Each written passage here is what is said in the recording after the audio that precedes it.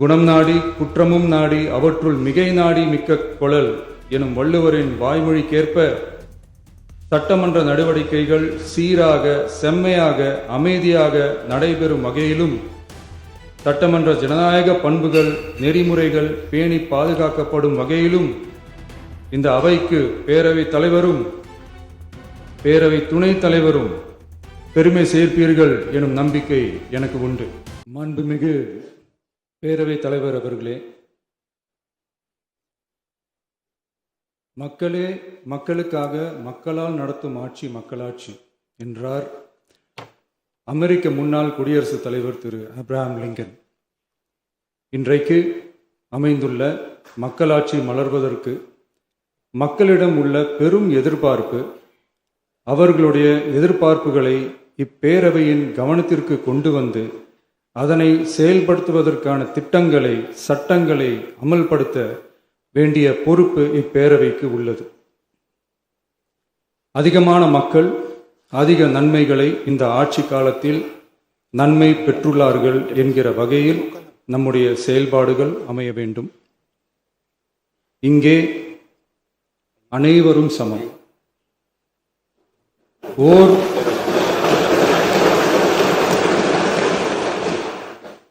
ஓர் உறுப்பினரை கொண்ட கட்சிகள் இங்கே இடம் பெற்றிருந்தாலும் அவர்களுடைய கருத்துகளுக்கும் அதிக எண்ணிக்கை பெற்ற தமிழக வெற்றி கழக உறுப்பினர்கள் தெரிவிக்கும் கருத்துகளுக்கும் சமமாகவே மதிப்பளிக்கப்பட்டு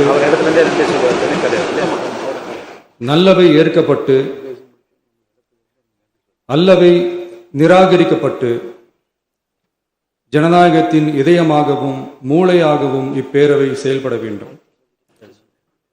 அதற்குரிய வகையில் பெருமை வாய்ந்த வரலாற்று சிறப்பு கொண்ட இப்பேரவையை நடத்தி செல்லும் பண்பை பெற்றுள்ளவரையே தமிழக வெற்றி கழகம் முன்மொழிந்து தாங்கள் இன்றைக்கு இந்த ஆசனத்தில் அமர்ந்துள்ளீர்கள்.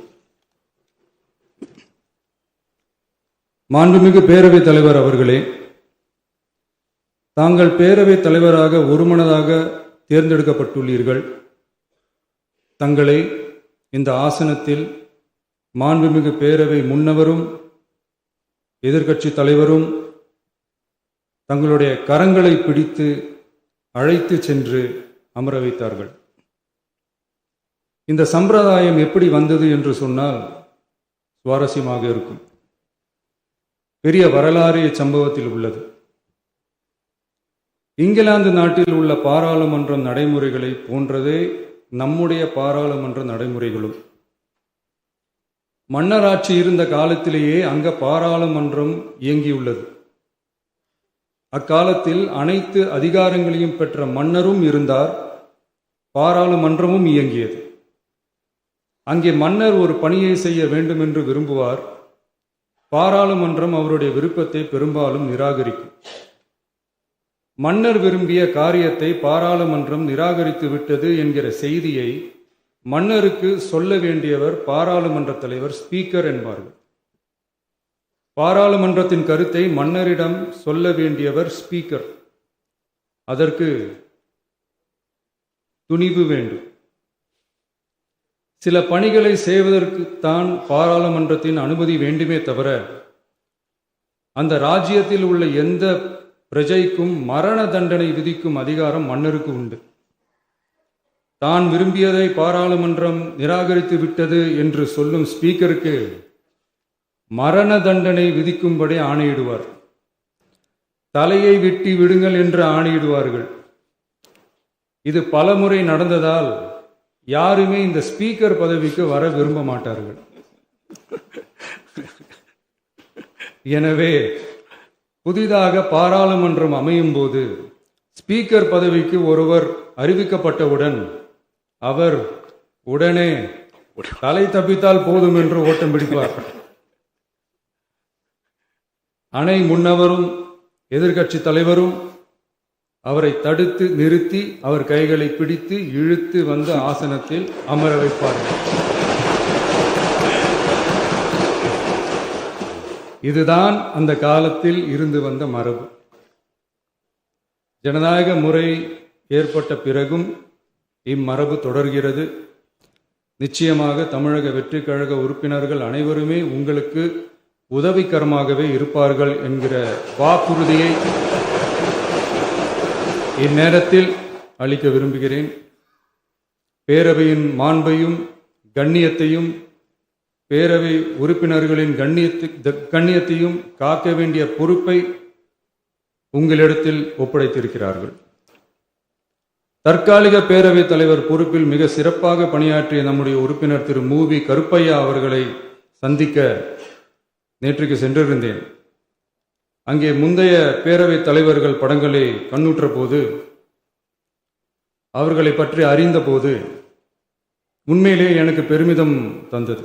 ஏனென்றால் எடுத்துக்காட்டாக விளங்கும் திரு ஜே சிவ சண்முகம் பிள்ளை, டாக்டர் யு கிருஷ்ணராவ், திரு எஸ் செல்லப்பாண்டியன் அவர்களுடைய வரிசையில் மிக சரியான ஒருவரையே நாம் முன்மொழிந்துள்ளோம் என பெருமை அடைந்தேன்.